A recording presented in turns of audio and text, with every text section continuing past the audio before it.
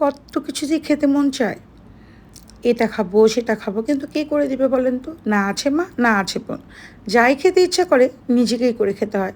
এদিকে কাজের বান্দি, ও মাই গুডনেস, ঈদের পর থেকে তাদের যা ডিমান্ড পড়েছে, ঈদের মধ্যে সব কিছু নেওয়া শেষ, তারাও হারিয়ে গেছে। বিশ্বাস করেন ভাই, এই কাজের মানুষগুলোকে এত ভালোবাসি, টাকা পয়সা কাপড় চোপড় খাবার দাবার প্রয়োজন সব মেটানোর পরেও যেন তাদের মন পাওয়া যায় না। বাচ্চাদেরকেও শোনা মানেই বলি না, তাদেরকে যত শোনাশোনা করতে হয়। যাই হোক, ওসব কথা বাদ।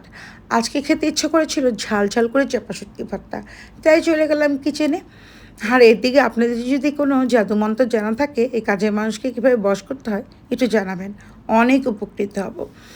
তো ফ্রাইং প্যানে দিয়ে দিলাম কিছুটা সরিষার তেল, তাতে মুচু মুচু করে ভেজে তুললাম বেশ কয়েকটা শুকনো মরিচ, আর তাতে বেশ কয়েকটা দিয়ে দিলাম চাপা শুটকি। এগুলোকে মাথা ফেলে ভালো করে গরম পানিতে ধুয়েছিলাম, আর কাঁচামরিচ, পেঁয়াজ আর শুকনো মরিচ এগুলো দিয়ে খুব সুন্দর করে এগুলাকে ভাজতে থাকবো।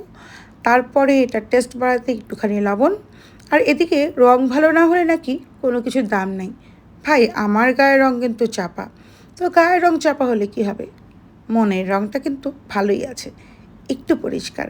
তো পরিষ্কার গায়ের রঙের মানুষজনকে দেখেছি মনটা খুবই কালো কুচকুচে হয়। তো আমার গায়ের রং ভালো করার কোনো অপশন আমার কাছে নাই, তাই শুটকির গায়ের রং ভালো করতে এক চুটকি হলুদ দিয়ে দিয়েছি। সুন্দর কালার হয়ে গেল না? মানুষের গায়ের রং ভালো করতে যদি একটুখানি হলদি দিয়ে কালার হয়ে যেত ভালোই হতো, তবে কালো মন কি দিয়ে ভালো করব?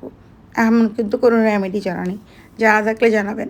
যাই হোক, মানে ভাজাভুজি শেষ, পাটা নিয়ে চলে গেলাম বেডরুমে, কারণ বাইরে ভীষণ গরম।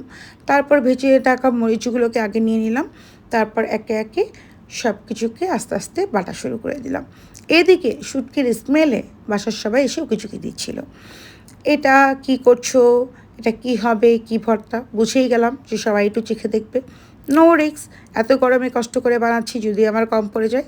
তাই কিচেনে চলে আসলাম, আরও কয়েকটা ছিল, সেগুলোকে ক্লিন করে নুন হলুদ দিয়ে সরিষার তেলে একটু ভাজাভুজি করে নিলাম। কোয়ান্টিটিটা একটু বাড়বে, সবারও চেখে দেখা হবে, আমারও কম পড়বে না। তো একটা সময় না এগুলো খেতে একদম পছন্দ করতাম না, সবজি শুটকি মাছ। এখন না বয়সের সাথে সাথে অনেক কিছু টেস্ট চেঞ্জ হয়েছে, আপনাদেরও ঠিক তাই? আর আপনারা কারা কারা শুটকি খেতে পছন্দ করেন, বিশেষ করে চাপা শুটকি, আর আপনাদের রেসিপিগুলো আমার সাথে শেয়ার করবেন। আমার অবসর সময় না দোয়াতে রিল আর রান্নার রেসিপি দেখি সবাই কাটে। এই তো ছিল আমার চাপা শুটকির ফাইনাল লুক। খেতে কিন্তু ভালোই হয়েছিল, ঝাল ঝাল মজা। আর এই পর্যন্ত শেষ না, দাঁড়ান ওয়েট, এই তো ভর্তা করা পাটাতে ধোয়া ওঠা গরম ভাত মাখানো, ও মাই গুডনেস, সেই স্বাদ। কারা কারা এই ভাত মাখা পছন্দ করেন এটাও কমেন্টস করে জানাবেন। ততক্ষণ আসি, আল্লাহ হাফেজ।